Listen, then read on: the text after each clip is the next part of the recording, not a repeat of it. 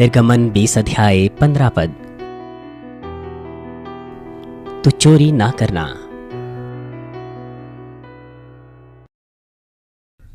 मसीह में प्रिय भाइयों और बहनों और टेलीविजन पर देख रहे श्रोताओं, अभी तक आपने 10 आज्ञाओं के ऊपर संदेशों को सुना है।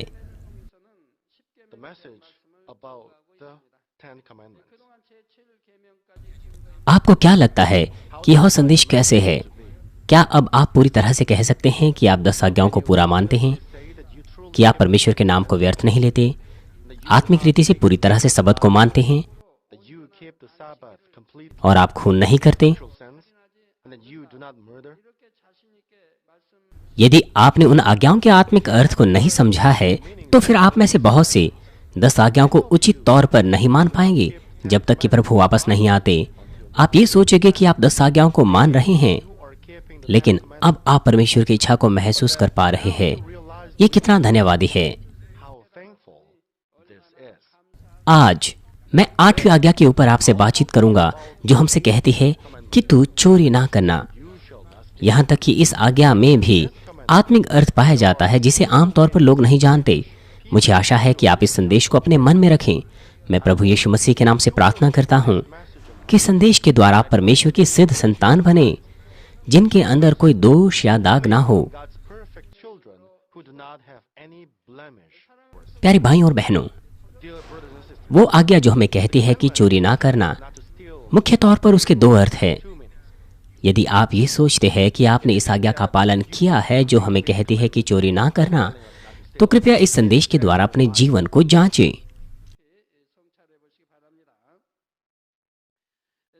पहला है शारीरिक चोरी। दूसरे शब्दों में, दबाव के साथ कुछ ऐसी चीज को लेना या चोरी करना जो आपकी नहीं है। यहां तक कि संसारिक लोग भी बहुत अच्छे से जानते हैं कि यह एक अपराध है, यह एक पाप है। और साथ ही यदि आप किसी को कहते हैं कि वो चोर है, तो उसे बड़ी असुविधा होगी और यहां तक कि दोषी महसूस होगा।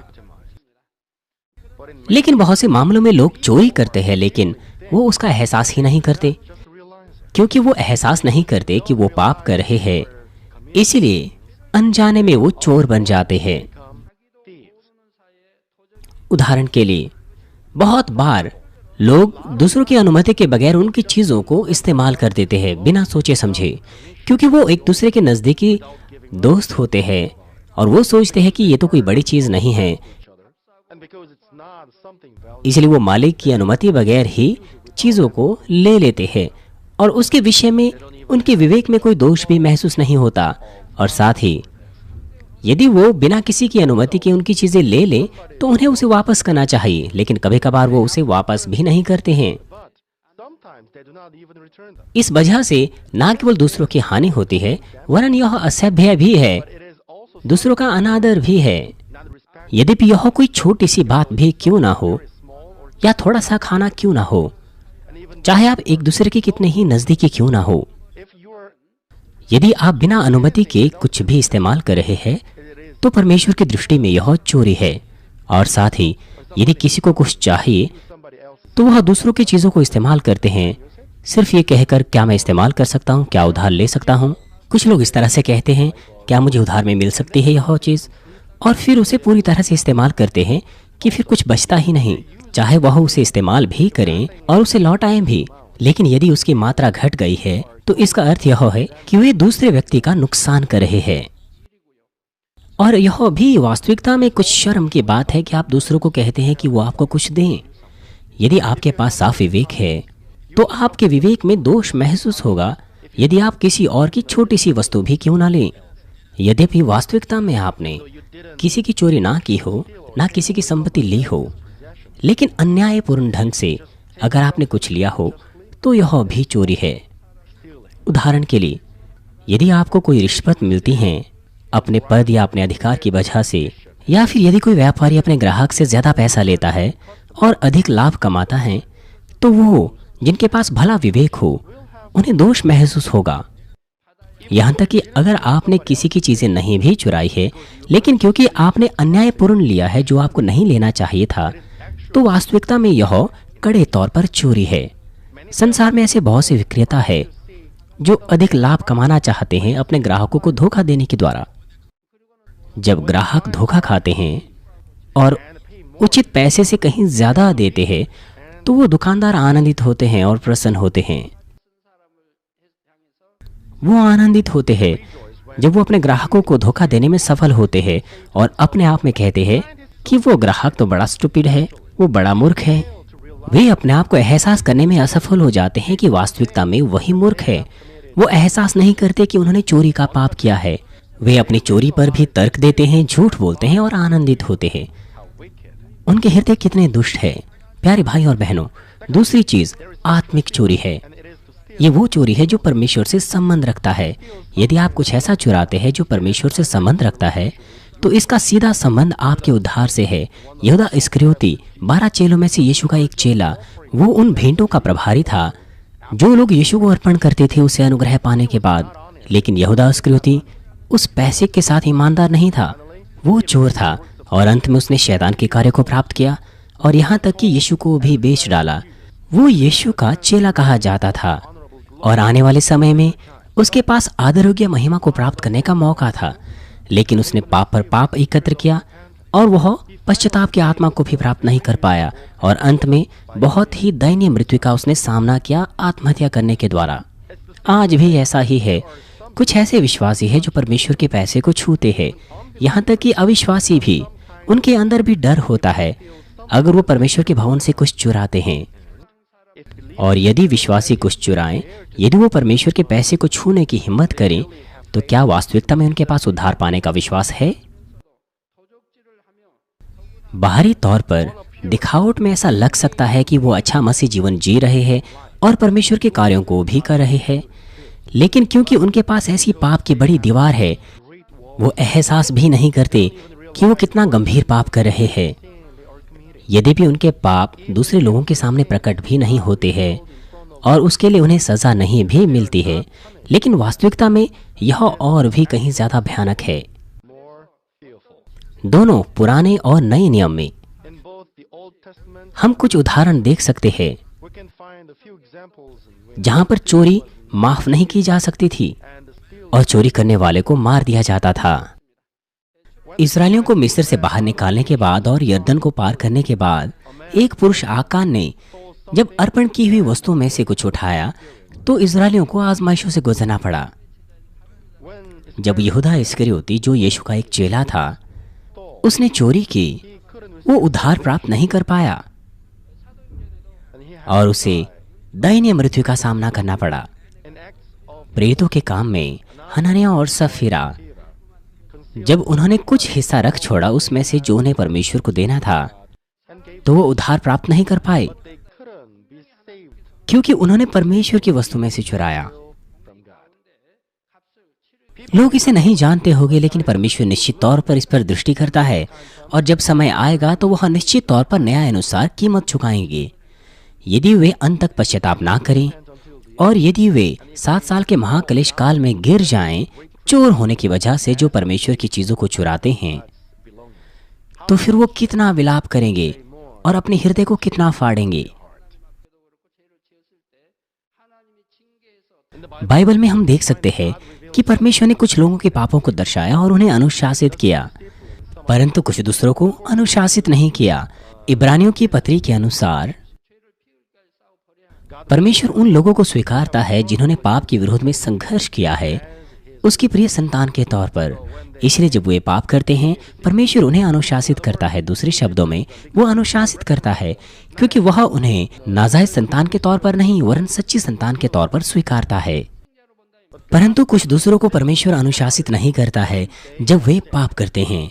वो इसीलिए क्योंकि परमेश्वर उन्हें नाजायज करार देता है। परमेश्वर उन्हें अपनी संतान नहीं मानता है, इसलिए वह उनकी परवाह नहीं करता। वो उनसे अपनी आंखें मोड़ देता है और उन्हें अनुशासित नहीं करता कि यद्यपि वे पाप भी करते हैं। इसलिए प्रभु यीशु मसीह के नाम से ईमानदारी से मैं आपसे विनती करता हूँ कि आप में से कोई भी ऐसा ना हो जो इस संदेश को सुन रहे हो जो अपने ऊपर इस प्रकार से विपत्ति लाएं। प्यारे भाइयों और बहनों, यद्यपि आप सीधे तौर पर भेंटों को नहीं चुराते हैं, लेकिन अगर आप चर्च में पवित्र चीज़ों का गलत इस्तेमाल करते हैं या यदि आप लापरवाही से चर्च के पैसे का इस्तेमाल करते हैं, तो परिणाम स्वरूप यह भी परमेश्वर की चीज़ों को चुराना हो सकता है। इस कलीसिया की शुरुआत ही से मैंने कुछ ऐसे सदस्यों को देखा है जो वही पाप करते हैं और दर्द में रहते हैं। जब उन्होंने चर्च की बसों को अपने लाभ के लिए इस्तेमाल किया तो वो परमेश्वर के द्वारा सुरक्षित नहीं रहे और यातायात दुर्घटना का सामना किया और उनके शरीर भी क्षतिग्रस्त हो गए। वो दुर्घटनाएं कुछ बार हुई है।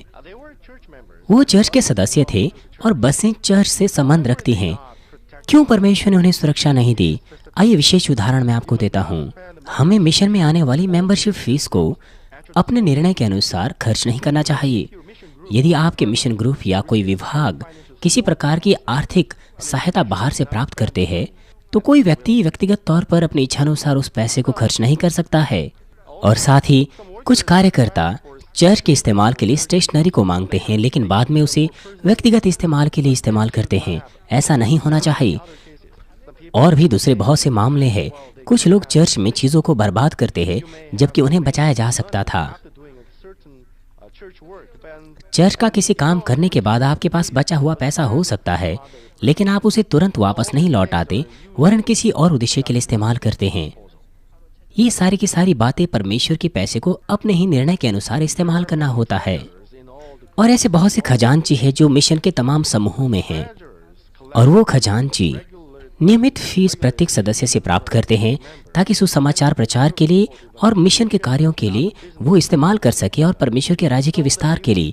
लेकिन कुछ लोग पहले से ही उसे अपने व्यक्तिगत इस्तेमाल के लिए इस्तेमाल करते हैं और बाद में उसे भर देते हैं। कुछ लोग एकत्र की हुई फीस को इस्तेमाल करते हैं और बाद में भूल जाते हैं। और चर्च के फ़ोन को और दूसरे उपकरणों को व्यक्तिगत इस्तेमाल के लिए इस्तेमाल करना भी ऐसा ही है।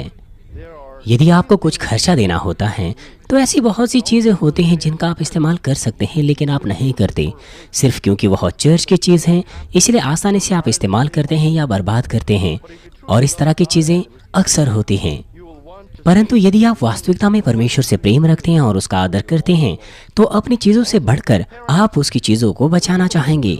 हालांकि माता पिता अपने बच्चों को चर्च लाते हैं, लेकिन उन्हें अपने छोटे बच्चों को सिखाना चाहिए, शिक्षा देनी चाहिए कि वो चर्च में किसी भी भेंटों के लिफाफे को ना लपेटे, ना फाड़े, ना समाचार पत्र को, ना ही सूचना पत्र को। ये सारी की सारी चीज़ें शारीरिक तौर पर छोटी दिखाई दे सकती हैं, लेकिन उनमें से प्रत्येक परमेश्वर के सम्मुख आत्मिक तौर पर पाप की दीवार हो सकती हैं। प्यारे भाई और बहनों, आत्मिक चोरी में परमेश्वर कड़े तौर पर और विशेष तौर पर दशमांश और भेंटों को चुराने के विषय में कहता है। यदि आप परमेश्वर को दशमांश देने में असफल रहते हैं तो परमेश्वर की दृष्टि में यह बड़ा पाप है और यह गंभीर चोरी माना जाता है। मलाकी 3 अध्याय 8 और 9 पद कहता है, क्या मनुष्य परमेश्वर को धोखा दे सकता है? देखो, तुम मुझको धोखा देते हो और तो भी पूछते हो कि हमने किस बात में तुझे लूटा है। दशमांश और उठाने की भेंटों में तुम पर भारी शाप पड़ा है, क्योंकि तुम मुझे लूटते हो, वरन सारी जाति ऐसा करती है। लोगों पर श्राप पड़ा क्योंकि वो अपने दशमांश और भेंटें नहीं देते थे। उन्हें लुटेरा माना गया और उन पर श्राप आया। इस्राएल के लोग परमेश्वर के प्रेम को जानते थे। उन्हें दशमांश और भेंटें देना चाहिए था, लेकिन परमेश्वर की आज्ञाओं को मानने में वे असफल रहे और दशमांश और भेंटें उन्होंने नहीं दी। इसीलिए पूरा का पूरा राष्ट्र श्रापित हुआ। परमेश्वर ने उन्हें कहा कि तुम पर भारी श्राप पड़ा है क्योंकि तुम मुझे लूटते हो। सारी जाति ऐसा ही करते हैं। इसलिए मैं आपसे विनती करता हूँ कि आप याद रखें कि अगर आप परमेश्वर का कुछ लूटते हैं, निश्चित तौर पर आपके ऊपर श्राप आएगा। दशमांश, वो परमेश्वर को अपनी आमदनी का दशमांश देना होता है, इसलिए कि हम तमाम तात्विक चीजों पर परमेश्वर की प्रभुता को स्वीकारते हैं। ये प्रमाण है कि हम परमेश्वर पर विश्वास करते हैं और स्वीकारते हैं जो हमारे जीवन को चलाता है। इसीलिए यदि आप दशमांश ना दें जबकि परमेश्वर पर अपने विश्वास का आप अंगीकार करते हैं, तो फिर यह परमेश्वर को लूटना है और श्राप आपके ऊपर पड़ेगा। ऐसा नहीं कि परमेश्वर आपको श्रापित करेगा क्योंकि आप दशमांश नहीं देते, लेकिन यह ऐसा है क्योंकि परमेश्वर शैतान के दोष से आपको नहीं बचा सकता है। इसलिए आर्थिक मुश्किलों में परीक्षाओं में, बीमारियों में और आजमाइशों में आप पड़ जाएंगे। परंतु कुछ लोग अपना दशमांश देते तो है लेकिन सुरक्षा नहीं पाते। ये तब होता है जब वह उचित दशमांश नहीं देते। दशमांश केवल आपकी आमदनी का 10वां हिस्सा ही नहीं होता, वरन संपूर्ण आमदनी का 10वां हिस्सा होता है। यदि आपकी कोई अतिरिक्त आमदनी है, यह जेब खर्चे का पैसा है या दूसरों से आप उपहार पाते हैं, तो यह भी आपकी आमदनी है। इसलिए आपको उन चीज़ों के लिए भी दशमांश देना चाहिए। जब कुछ लोगों को दूसरों से कोई उपहार मिलते थे तो वो मुझसे पूछते थे कि क्या उन्हें उसकी कीमत को देने वाले से पूछना चाहिए। यदि आप उपहार देने वाले से उसकी कीमत को पूछें तो ये असभ्य माना जाएगा। वास्तविकता में यदि वे पर्याप्त दशमांश दें तो वह मुझसे इस तरह का प्रश्न नहीं पूछेंगे। वो इस तरह का प्रश्न इसलिए पूछते हैं क्योंकि वो जब दशमांश या भेंटें देते हैं तो बचा देते हैं। मेरी मसीह जीवन के शुरुआती दिनों में जब मैं जागृति सभा में जाता था तो मैंने सीखा कि हमें परमेश्वर को दशमांश देना है। उस समय के बाद मैं परमेश्वर को दशमांश देने में कभी भी असफल नहीं रहा। और बाद में एक पास्टर के द्वारा मैंने संपूर्ण दशमांश के बारे में सीखा और उसके बाद हर वक्त मैंने संपूर्ण दशमांश दिया।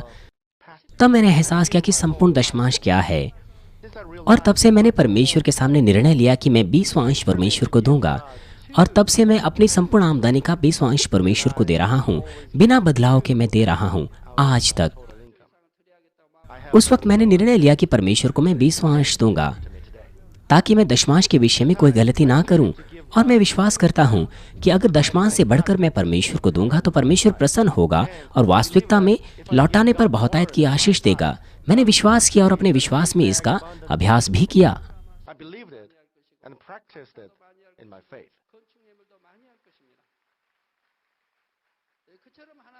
इसलिए बड़ी संख्या में पास्टर्स और परमेश्वर के दासों में मैं निश्चित हूं कि मैं प्रथम स्थान पर हूं। दशमांश देने में, भेंटें देने में, धन्यवाद की भेंटें देने में, भवन निर्माण की भेंटों को देने में। ये संभव हो पाया क्योंकि परमेश्वर से मुझे बहुत आशीषें मिली। मैं ये नहीं कह रहा कि आपको परमेश्वर को 20वां अंश दशमांश देना है अपनी आमदनी से। वो मेरा अंगीकार है और मेरे विश्वास का कर्म है। मैंने ऐसा अपने विश्वास के अनुसार किया और परमेश्वर की आशीषें उतनी ही प्राप्त की। इसलिए मैं लगभग तमाम आर्थिक चीज़ों की देखरेख कर पाया और विदेशी मिशन की भी और विदेशी शाखा कलीसियाओं की भी और प्रसारण सेवकाई की भी। वो चर्च को करना चाहिए था लेकिन चर्च नहीं कर पाया। मैंने स्वयं से ऐसा किया है। इसका मतलब यह है कि परमेश्वर ने मुझे उतनी आशीष दी है। वास्तविकता में मैंने गरीब जरूरतमंदों की मदद की है।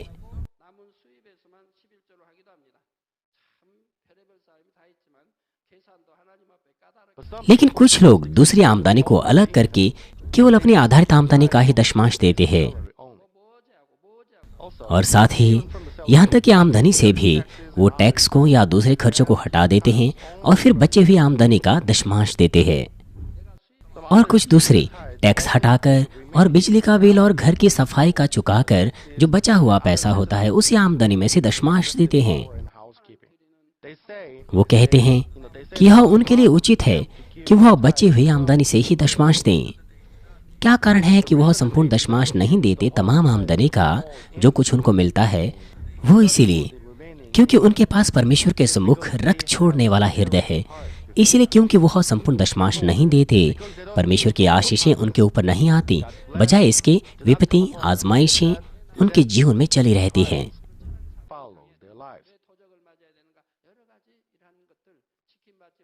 आपने देखा है कि क्यों आप गंभीर आजमाइशों में पड़े हैं, क्यों आपके बच्चे भटक गए, क्यों आपके पति आपसे दूर हुए हैं, क्यों आपने यातायात दुर्घटनाओं का सामना किया है, और क्यों आपकी चोरी हुई है। आपने परमेश्वर के वचन के अनुसार इन कारणों पर मनन किया है। ये सारी की सारी चीजें साधारण तौर पर इसीलिए होती है क्योंकि परमेश्वर के विरोध में पाप की बाधाएं खड़ी हुई है। और साथ ही साथ कुछ क्षेत्रों में वो दशमांश गिनते हैं लेकिन दशमांश के तौर पर उसे देते नहीं। वे उसे मिशन की भेंटों के तौर पर या जैसा वो चाहते हैं दान मदद की भेंटों के तौर पर देते हैं। लेकिन ये सारी की सारी चीजें परमेश्वर से दशमांश को छुड़ाना है। ये चर्च है जो निर्णय लेगा कि भेंटें आवश्यकता अनुसार कहाँ खर्च करनी है, लेकिन हमें उसे दशमांश के तौर पर देना चाहिए। अगला, भेंटें वो तमाम दूसरी धन्यवाद की भेंटें हैं जो दशमांश से अलग है। परमेश्वर की बचाई हुई संतान, उनके पास ऐसी बहुत सी चीजें हैं जिसके लिए वो धन्यवाद दे सकते हैं। हम धन्यवादी है कि हमने उद्धार पाया और हम स्वर्ग के राज्य में जाएंगे। हमने कर्तव्य पाया है और हम प्रतिफलों को एकत्र कर रहे हैं। परमेश्वर हमें सुरक्षा दे रहे हैं, प्रत्येक मामलों में आशीष दे रहे हैं। यहाँ तक कि मुश्किलों और आजमाइशों में भी हम विश्वास करते हैं कि परमेश्वर सब बातों को भलाई में उत्पन्न करेंगे। इसलिए हम हमेशा धन्यवाद से भरे हैं अपने जीवन में। इसलिए मत्ती 6 अध्याय 21 पद कहता है, जहाँ तेरा धन है वहीं तेरा मन भी होगा। और जैसे कि कहा गया, प्रत्येक रविवार की सभा में आप परमेश्वर के सम्मुख खाली हाथ नहीं आते, वरन धन्यवाद की भेंटें देते हैं। और जब धन्यवादी होने के लिए आपके पास कुछ विशेष कार्यक्रम होता है तो विशेष तौर पर आप धन्यवाद की भेंटें देते हैं। यहाँ तक कि तर्कवादी रूप से भी यह स्पष्ट है। यहाँ तक कि लोगों के बीच में भी, यदि आपको किसी से कुछ अनुग्रह मिला है या अगर आपकी ओर कोई हो जाता है, आप केवल मुंह से धन्यवाद नहीं कहते, वरन अपने धन्यवाद को अपने कामों में आप या किसी बात में आप प्रकट करना चाहते हैं। विशेष तौर पर उस व्यक्ति के जन्मदिन पर या विशेष छुट्टियों में आप उस व्यक्ति को याद करते हैं और अपने धन्यवाद को जाहिर करते हैं। और यह कोई दबाव के कारण आप नहीं करेंगे, वरन यदि आप मनुष्य के आभार और उसके कर्तव्य को जानते हैं तो आप वास्तविकता में अपने हृदय की गहराई से इसे करेंगे। और यदि आप स्वर्ग राज्य की आशा से भरे हैं, यदि आप वास्तविकता में उद्धार के अनुग्रह के लिए धन्यवादी हैं, तो फिर आप कैसे परमेश्वर के सामने कंजूस हो सकते हैं? जब कभी भी आप प्रत्येक सप्ताह परमेश्वर के अनुग्रह को महसूस करते हैं और जब कभी भी आप अपनी प्रार्थनाओं के उत्तर के फलों को प्राप्त करते हैं, तो फिर आप परमेश्वर को और भी धन्यवादी हृदय के साथ देना चाहेंगे। लेकिन कुछ मामलों में उन्हें बर्बादी महसूस होती है जब वो परमेश्वर को धन्यवाद की भेंटें देते हैं, यद्यपि वे परमेश्वर में अपने विश्वास का दावा करते हैं। दशमांश के मामले में वो डर के कारण देते हैं, क्योंकि वह सुनते हैं कि यह उनके उद्धार से जुड़ा हुआ है। लेकिन दूसरी भेंटों में वो कंजूस होते हैं। और कुछ ऐसे हैं जो संकोच के साथ धन्यवाद की भेंटें देते हैं, दूसरे लोगों की दृष्टि में दिखावा करने के लिए। लेकिन मत्ती 6 अध्याय 24 पद कहता है, कोई मनुष्य दो स्वामियों की सेवा नहीं कर सकता, क्योंकि वह एक से बैर और दूसरे से प्रेम रखेगा, वह एक से मिला रहेगा और दूसरे को तुच्छ जानेगा। तो परमेश्वर और धन दोनों की सेवा नहीं कर सकते। यदि आप अपने स्वामी की सेवा करते हैं तो आपको अपने स्वामी की सेवा अपने पूरे हृदय और ईमानदारी और ताकत और जीवन से करनी है। इसलिए आप दो स्वामियों की एक ही बार में सेवा नहीं कर सकते। यदि आप दो में से एक की करेंगे तो फिर आप दूसरे को वही हृदय और ईमानदारी नहीं दे पाएंगे। यदि आप परमेश्वर के सामने कंजूस है, इसका अर्थ यह है कि आपका हृदय परमेश्वर के प्रेम से और स्वर्ग के राज्य की आशा से नहीं भरा है, परंतु पैसे की इच्छा और इस संसार की लालसा से भरा है।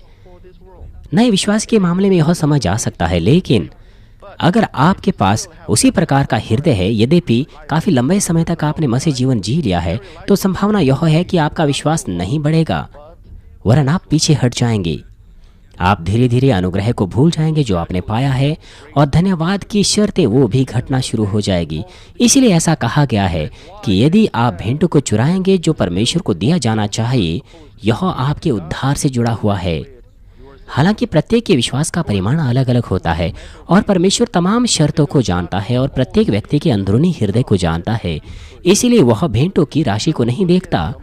उस विधवा के समान जिसने 2 दमड़ियां दी और यीशु से उसने प्रशंसा प्राप्त की, उसी प्रकार से परमेश्वर सच्चा धन्यवाद और हमारे विश्वास की सुगंध को हमसे पाना चाहता है। हमारे प्रभु यीशु ने कहा इस विधवा के बारे में कि मैं तुमसे सच कहता हूं कि सबने अपने धन की बढ़ती में से दे डाला है, परंतु इसने अपनी घटी में से जो कुछ उसका था, अर्थात अपनी सारी जीविका डाल दी है।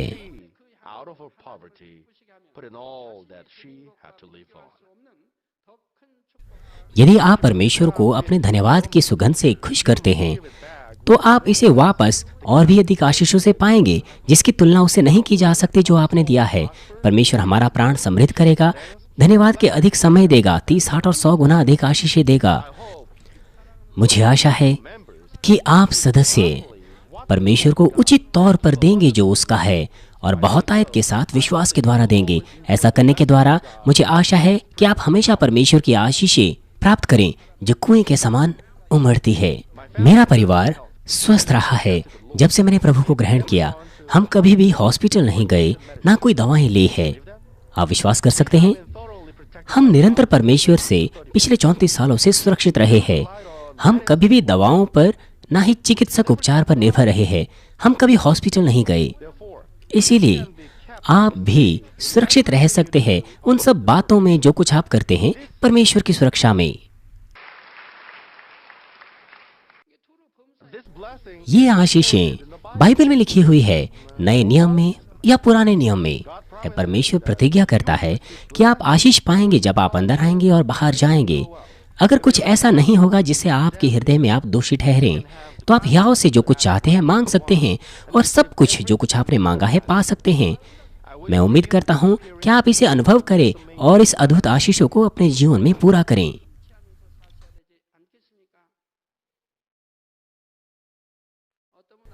आज सुबह एक स्त्री मेरे पास आई और उसने मुझसे उसके लिए, उसकी बीमार अंग के लिए प्रार्थना करने को कहा। जब उसने मुझसे प्रार्थना करने को कहा और मुझे भेंटें दी, तो मैंने उसे पढ़ा और उसमें लिखा था कि वो बहुत ज़्यादा बैर रखती थी दूसरों से और बहुत गर्म मिजाजी थी। परमेश्वर कहता है कि हम बैर ना रखें, ना क्रोध करें, वरन शत्रुओं से प्रेम करें। लेकिन वो स्त्री परमेश्वर के उन वचनों के अनुसार नहीं जी रही थी और मुझसे कह रही थी कि मैं उसके बीमार अंगों के लिए प्रार्थना करूं और उसे चंगा करूं। लेकिन यदि साफ साफ कहूं तो उसे मुझसे कहना चाहिए था कि मैं उसके लिए प्रार्थना करूं कि परमेश्वर उसे ताकत दे कि वह पापों को दूर करे और वचनानुसार जिए। यह उसके लिए उचित नहीं है कि वह मुझसे प्रार्थना करने के लिए कहें। जब आप परमेश्वर के वचन के अनुसार नहीं जिए हैं, तो अवश्य ही आपको चंगाई के लिए मेरे पास नहीं आना चाहिए, वरन पापों से पश्चाताप करना चाहिए और ज्योति में चलना चाहिए। केवल तभी परमेश्वर आप पर कार्य करेगा। परमेश्वर कभी कभार अविश्वासी परिवार को भी चंगाई देता है। वास्तविकता में परमेश्वर ने बहुत बार अविश्वासी परिवारों को चंगा किया है जब उन्होंने मुझसे प्रार्थना करने को कहा। मेरे पास एक अच्छा गवाही का पत्र है, परमेश्वर के कामों की गवाही का। डीकनेस जुंको शिजो, उसने यह पत्र मुझे दिया। वो कोरिया मेरी किताबों को जापानी भाषा में अनुवाद करने और संपादित करने के लिए आई। जब वो यहाँ आई तो उसने कोरियन भाषा सीखी। 1 साल से भी कम समय में उसने कोरियन भाषा सीखी और वो बहुत अच्छे से उसे लिखती हैं। मैं सोचता हूँ कि उनकी लिखाई 6वीं कक्षा के छात्र से भी कहीं अच्छी है। आइए मैं उसका पत्र आपके लिए पढ़ता हूँ। परिवारों में सुसमाचार प्रचार इस साल का मेरा एक प्रार्थना विषय था। चर्च की 24वीं सालगिरह में पिता परमेश्वर ने मेरे माता पिता का हृदय प्रभावित किया और वो इस सालगिरह सभा में आ पाए। रविवार की सुबह में मेरे पिता भवन में हमारे सीनियर पास्टर से मिलने आए और सीनियर पास्टर ने उन्हें देखा जो उनके पास छड़ी के सहारे आ रहे थे। हमारे सीनियर पास्टर ने मेरे पिता के लिए प्रार्थना की। जैसे ही उन्होंने मेरे सीनियर पास्टर की प्रार्थना को पाया तो वो अपने बाहिने पैर से चंगे हो गई। मेरे पिता ने यह धन्यवाद का पत्र आपको भेजा है। मैं धन्यवाद और महिमा हमारे पिता परमेश्वर को देता हूँ, जिन्होंने न केवल विश्वासियों को चंगा किया वरन अविश्वासियों को भी। इसके द्वारा मुझे चरवाहे की महान सामर्थ्य का एहसास हुआ। मेरे माता पिता ने कहा कि वो GCN सैटेलाइट रिसीवर को अपने घर पर इंस्टॉल करेंगे और आपके कार्यक्रमों को देखेंगे। मैं आपको धन्यवाद देता हूँ और आपकी प्रार्थनाओं के लिए भी। यहाँ पर एक और पत्र है। प्रिय रेवरेंड डॉक्टर जेरोक्ली, मानविन सेंट्रल चर्च के सीनियर पास्टर, हम जुंको शिजो के माता पिता मानविन चर्च में आए। हमारा धन्यवाद उन लोगों को और शुभकामनाएं उन लोगों को देने के लिए जिन्होंने हमारी बेटी जुंको शिजो की देखरेख की। क्या कारण है कि मैं कह रहा हूँ कि वो भले है? वो इसीलिए क्योंकि वो यहाँ पर हमारी कलीसिया में धन्यवाद देने के लिए आए, शिकायत करने के बजाय। वो विश्वविद्यालय में प्रोफेसर हुआ करते थे और बहुत ऊंचे स्तर की मजदूरी को वो पाते थे, आमदनी पाते थे। वो गुस्सा कर सकते थे, शिकायत कर सकते थे। जब उनकी योग्य बेटी ने अपने माता पिता को छोड़ दिया और कोरिया आ गई परमेश्वर के कामों को पूरा करने के लिए। हाल ही में डिकनेस जुंको शिजो, वो बहुत ही सक्रिय है कोरियन भाषा को सीखने में। उनकी कोरियन लिखाई बहुत अच्छी है। वो 6वीं कक्षा के विद्यार्थी से बहुत अच्छा लिखती है। उनके माता पिता इस बात पर उन पर क्रोधित हो सकते थे, लेकिन बजाय इसके वो यहाँ पर आए हमारे चर्च में धन्यवाद जाहिर करने के लिए कि हमने उसे यहाँ पर रखा और हमारी इस कलीसिया में काम करने दिया। उनके पिता ने अपेक्षा नहीं की थी कि वो चंगे हो जाएंगे। उनके पास चंगाई का विश्वास नहीं था। उन्होंने यीशु मसीह को भी ग्रहण नहीं किया था। वो मानविन में उनकी पहली यात्रा थी। आपको मिलकर बहुत अच्छा लगा। आराधना सभा में आने से पहले जिसका हमने आदर किया, अनपेक्षिकृत मैंने चंगाई की प्रार्थना आपसे प्राप्त की और मेरा हृदय खुशी से भर गया, जिसका अनुभव मैंने पहले कभी नहीं किया था। मेरी मुड़ी हुई कमर सीधी हो गई और अब मुझे छड़ी के सहारे नहीं रहना पड़ा और मैं बहुत ही प्रसन्न था। इसलिए हम आपको फिर से धन्यवाद देते हैं। 24वीं सालगिरह में जो सब कुछ मानमिन चर्च ने हमें दिखाया वो बहुत प्रभावकारी था।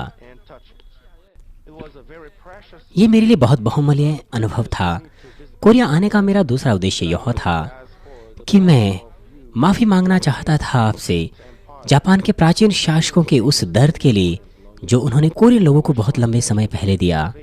मैं उम्मीद करता हूं कि मेरा इरादा बहुत से कोरियन लोगों तक पहुंचे। मैं उम्मीद करता हूं कि आपकी कलीसिया निरंतर बढ़े और सफल पाएं। 14 अक्टूबर, युकियो नागाकिशी। आप इस तस्वीर को देखिए। ऐसा लगता है कि उनका शरीर पूरी तरह से मुड़ गया है, सीधा नहीं है, थोड़ा सा मुड़ा नहीं, लगभग काफी लंबे समय से उनका शरीर मुड़ा हुआ था।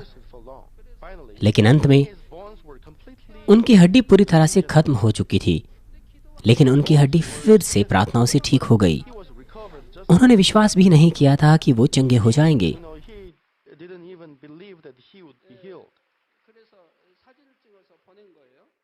उन्हें भी हैरानी हुई जब उन्होंने अपने आप को चंगा पाया, इसलिए उन्होंने अपनी चंगाई की तस्वीर भेजी।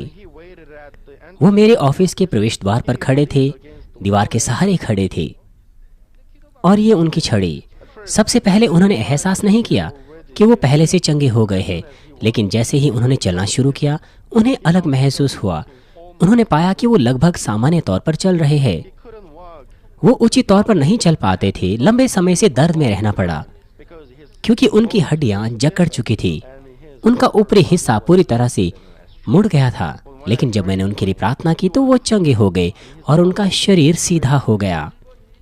वो क्यों चंगे हुए? हालांकि उन्होंने विश्वास भी नहीं किया था कि वो चंगे हो जाएंगे। उन्होंने अपना धन्यवाद का पत्र चंगाई प्राप्त करने के बाद भेजा और उनके पत्र में उन्होंने अपनी माफी भरा हृदय पुराने जापान के शासकों के लिए जिन्होंने कोरिया के ऊपर अधिकार किया था, उन्होंने वो माफी का पत्र भेजा। वो चीजें हमें बताती है कि उनका हृदय कितना भला है। इसीलिए उनके भले हृदय में उन्होंने निर्णय लिया कि वो GCN सैटेलाइट रिसीवर को इंस्टॉल करे और मानमिन सेंट्रल चर्च जो GCN के द्वारा प्रसारित किया जाता है उसकी सभाओं में शामिल हो। बाइबल में जब सेनापति नामान चंगा हुआ अपने कोढ़ से, उसने क्या कहा? उसने अंगीकार किया कि वो केवल परमेश्वर की सेवा करेगा और उसकी आराधना करेगा वापस घर जाने के बाद। और परमेश्वर पर अपने इस निर्णय की चिन्ह के तौर पर उसने 2 खच्चर मिट्टी मांगी।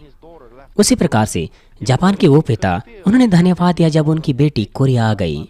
हालांकि वो ऐसा महसूस कर सकते थे कि मानमिन चर्च ने उनकी बेटी को ले लिया है, इसलिए वो चंगे हो गए और परमेश्वर के एक चमत्कार का अनुभव किया।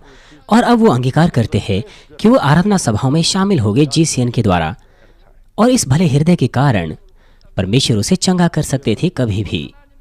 प्यारे भाइयों और बहनों, दूसरे प्रकार की आत्मिक चोरी परमेश्वर के वचनों को चुराना है।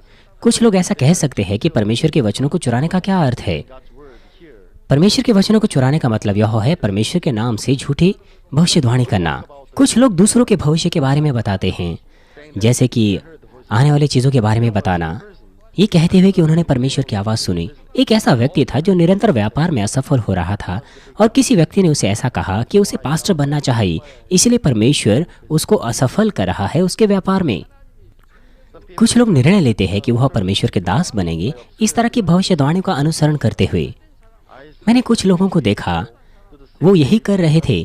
मेरी इस कलीसिया की स्थापना से पहले वो सब के सब ऐसे लग रहे थे कि वो अपने मार्गों पर बड़े दर्द भरी स्थिति में थे।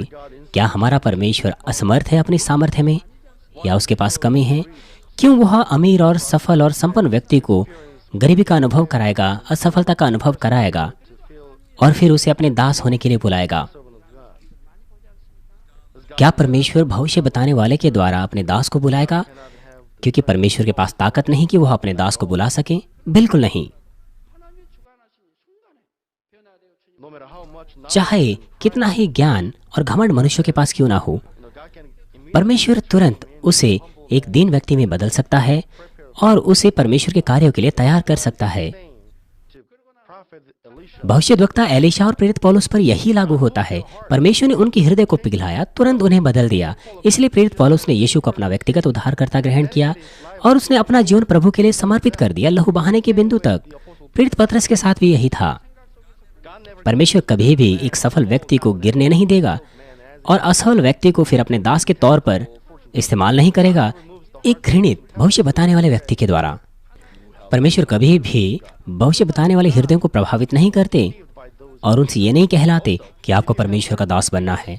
आपको उन भविष्य बताने वालों से धोखा नहीं खाना चाहिए, ना अभिलाषा में पड़ना चाहिए।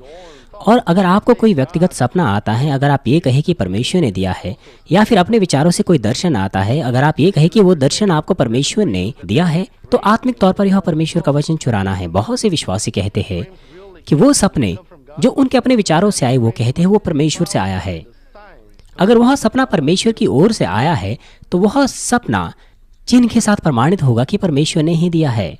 और यह परमेश्वर के नाम को व्यर्थ लेना भी है, जैसा कि तीसरी आज्ञा में भी बताया गया। यिर्मयाह 23 अध्याय 30 से 32 पद में लिखा है, यह क्या वाणी है, देखो जो भविष्यद्वक्ता मेरे वचन औरों में चुरा कर बोलते हैं, मैं उनके विरुद्ध हूँ। फिर यह की यह भी वाणी है कि जो भविष्यद्वक्ता उसकी यह वाणी है ऐसी झूठी वाणी कहकर अपनी अपनी जीभ ढुलाते हैं, मैं उनके भी विरुद्ध हूँ। यह भी वाणी है कि जो बिना मेरे भेजे वह बिना मेरी आज्ञा पाए स्वप्न देखने व झूठा दावा करके भविष्यवाणी करते हैं और उसका वर्णन करके मेरी प्रजा को झूठे घमंड में आकर भरमाते हैं, उनके भी मैं विरुद्ध हूँ और उनसे मेरी प्रजा के लोगों का कुछ लाभ ना होगा। हालांकि यह अच्छा होगा कि पवित्र आत्मा की प्रेरणा में परमेश्वर की इच्छा को जानना और उसका प्रकाशन करना, लेकिन उसके लिए आपको अपने आप को जांचना चाहिए कि क्या आप वास्तविकता में योग्य है कि आप परमेश्वर के उपकरण के तौर पर इस्तेमाल किए जाने की योग्य है कि परमेश्वर के वचन को दे सकें। परमेश्वर अपनी आवाज को ऐसे ही किसी को नहीं देता। परमेश्वर उसे चुनता है जिसके अंदर कोई बुराई नहीं है, साफ हृदय है, और उसको योग्य बनाता है कि उनके द्वारा परमेश्वर की इच्छा का प्रकाशन हो। मुझे आशा है कि आप अपने होठों को संभालें और किसी भी मौके से परमेश्वर के वचन का गलत इस्तेमाल ना करें।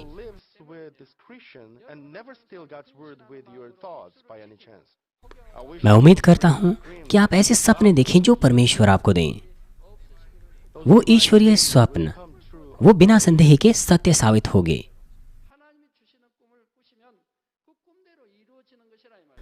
आइए मैं एक बहुत ही रहस्यात्मक सपने के बारे में बताता हूं जो एक मिशनरी ने मुझे भेजा।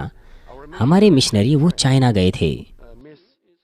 मिस हुआन ख्वान चुन वो मानविन सेंट्रल चर्च की 24वीं सालगिरह सभा में आई और वो यहाँ ऑल्टर पर आई चाइना की प्रतिनिधि के तौर पर, और उसने कहा कि कोरिया आने से पहले उसने एक सपना देखा था।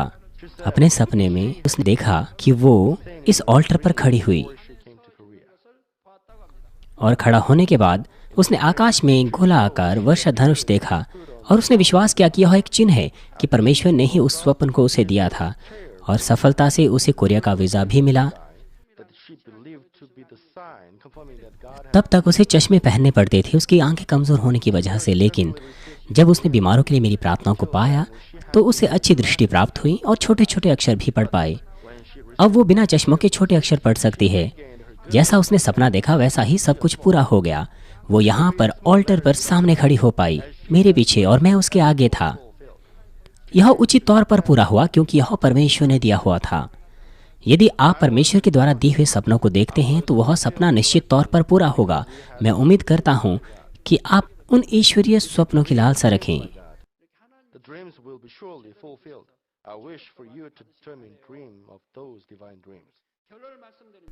आइए मैं आपको सारांश दूंगा। मसीह में प्रिय भाइयों और बहनों, आज मैंने आपको उस आज्ञा के ऊपर बताया जो हमें कहती है कि आप चोरी ना करना। मैंने आपको दूसरों की वस्तुओं को बिना अनुमति प्राप्त लेने के विषय में बताया, या अन्यायपूर्ण ढंग से लेना उसके बारे में बताया, या उन चीज़ों को चुराना जो परमेश्वर से संबंध रखती हैं उन चीज़ों के बारे में बताया। और साथ ही अगर आप कुछ लेते हैं, यदि आपको मन में कोई दोष हो या कोई शर्म महसूस होती है तो निश्चित तौर पर आपको मुड़कर अपने आप को देखना चाहिए। मान लीजिए मध्य रात्रि में अंधेरे में आप अपने घर वापस आ रहे हैं और सड़क में आपको आपकी मुट्ठी के जितना एक बड़ा सोने का टुकड़ा मिला। गली में आपको कोई भी नहीं मिला, सड़क में कोई नहीं मिला, तो फिर आप क्या करेंगे? तो फिर आप आनंदित हो सकते हैं और अपने आप में ऐसा कह सकते हैं कि परमेश्वर ने वास्तविकता में मुझे अद्भुत आशीष दी है। उसने ऐसी आशीष इसीलिए दी है कि मैं अपना तमाम कर्ज इस आशीष के द्वारा चुका सकूं। परमेश्वर बहुत भला है।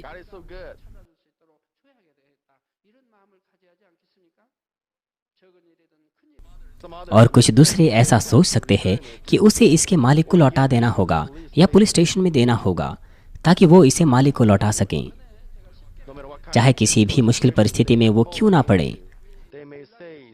वो ऐसा कह सकते हैं और उसे मालिक को लौटाने की कोशिश कर सकते हैं। मैं आशा करता हूं कि आप सब के सब, चाहे कितने ही गरीब क्यों ना हो, बात के इस गुण को अपने अंदर रखें।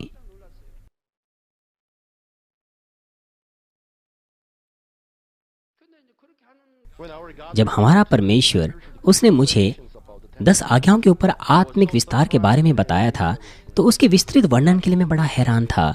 परमेश्वर ने मुझे ये भी कहा था कि अगर हम अपने माता पिता की संपत्ति को उनकी अनुमति बगैर ले तो यह भी चोरी की क्रिया है, चाहे कोई छोटी सी छोटी चीज क्यों ना हो।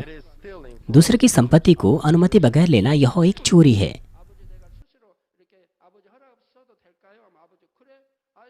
कितने ऐसे लोग हैं जो चोरी का यही कार्य करते हैं। जब जीसीएन ने मुझे बताया, मुझे हैरानी हुई और मैंने अपने मन में रखा कि परमेश्वर यहाँ तक कि छोटी सी चोरी से भी प्रसन्न नहीं होता। आप में से कुछ ऐसा सोच सकते हैं कि परमेश्वर क्यों ऐसा कहता है कि अपने माता पिता की छोटी से छोटी चीज को चुराना भी चोरी है।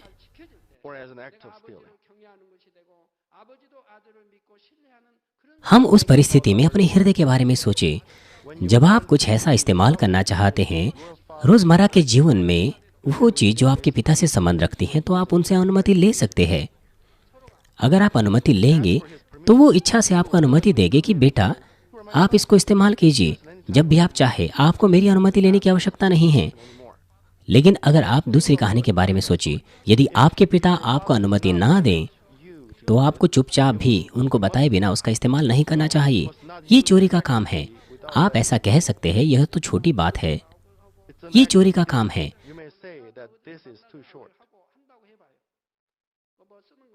लेकिन इन क्रमों को आप सामान्य तौर पर सोचें। जब यह छोटे से क्रम माने जाते हैं तो वास्तविकता में आपके माता पिता आप पर भरोसा रखेंगे। फिर आपका घर वास्तविकता में सच्ची खुशी और आनंद से भर जाएगा। माता पिता पति पत्नी के बीच में यह क्रम सही से माने जाएंगे और इस क्रम के द्वारा आपके परिवार के सदस्यों के बीच में भरोसा बढ़ेगा और इससे आपका सुंदर और खुशनुमा परिवार बनेगा। यह आपके लिए उचित नहीं है कि अपने पिता की किसी भी चीज को सामान्य तौर पर उनकी अनुमति के बगैर इस्तेमाल करना। परमेश्वर हमें विस्तार पूर्वक इन बातों को कह रहे हैं जो आपके घरों में हो सकती हैं, चर्च में हो सकती हैं या कार्यशालाओं में। अगर आप चर्च के फोन को अपने दोस्त के साथ बात करने के लिए या व्यक्तिगत कार्य के लिए इस्तेमाल कर रहे हैं क्योंकि उसमें आपका पैसा नहीं लग रहा, चर्च का पैसा लग रहा है, तो परमेश्वर की नजरों में यह कितना अनुचित है।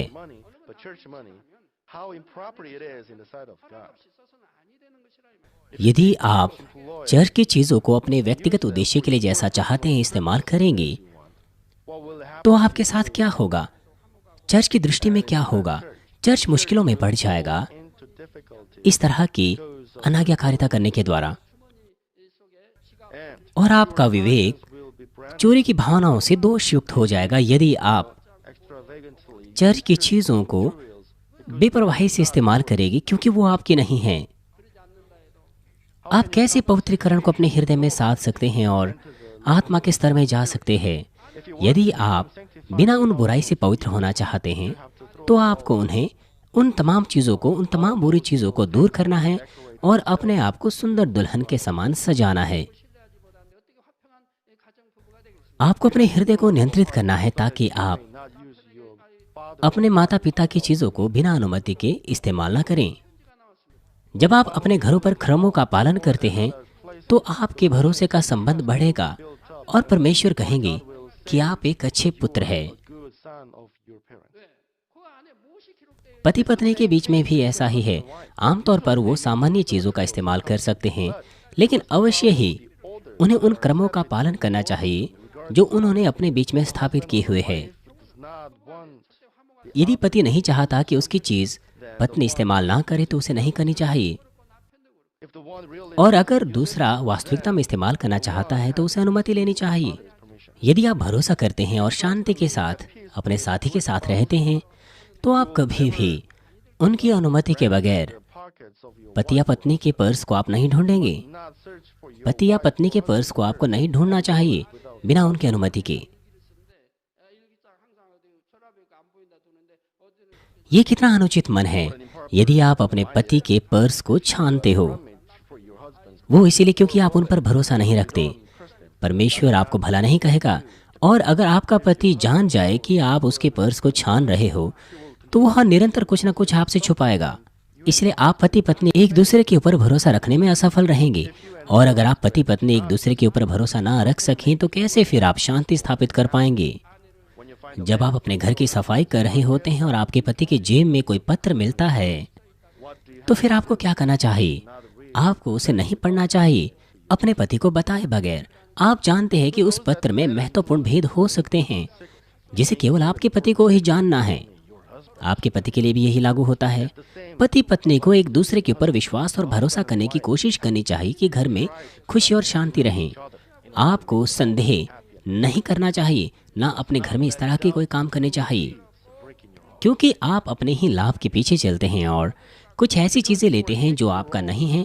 इसलिए पवित्र आत्मा विलाप करता है और इसीलिए आपको विवेक में दोष होता है। उदाहरण के लिए, हालांकि आप नहीं कुछ चुराते हैं, लेकिन अगर आपको किसी काम के लिए देना होता है या अगर आपके पास परमेश्वर का काम है और आप बहुत सुस्त हैं, अपने काम को उचित तौर पर नहीं कर रहे, तो आपके विवेक में दोष महसूस होगा। अगर आपके पास भला विवेक है और साथ ही अगर ऐसा व्यक्ति जो परमेश्वर में बंधा है वो अपने समय को अपनी ही इच्छा के अनुसार बिताता है जो परमेश्वर के लिए बिताना चाहिए और समय को बर्बाद करता है, तो फिर उसी सीमा तक उसके विवेक में दोष महसूस होगा।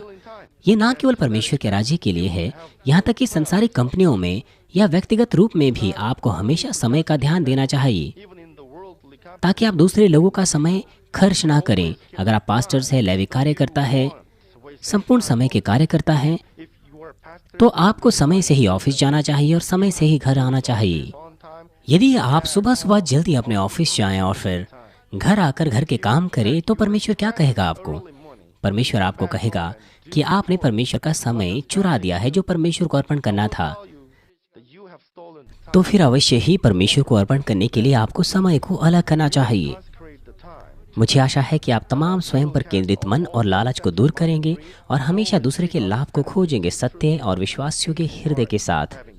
मैं प्रभु यीशु मसीह के नाम से प्रार्थना करता हूं कि आप परमेश्वर की सिद्ध संतान बने जो साफ हैं और सत्य में शुद्ध है।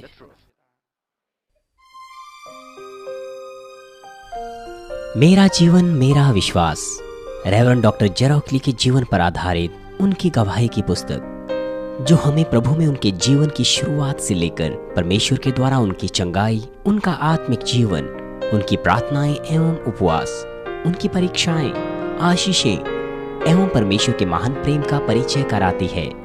साथ ही डॉक्टर ली ने किस प्रकार का जीवन व्यतीत किया और किस रीति से प्रार्थनाएं एवं उपवास किए, जिसके फलस्वरूप परमेश्वर ने उन्हें बाइबल की सभी पुस्तकों का प्रकाशन एवं महान आत्मिक क्षेत्र का वर्णन किया और किस प्रकार से परमेश्वर ने बाइबल में की गई तमाम प्रतिज्ञाओं को उनके जीवन में पूरा किया।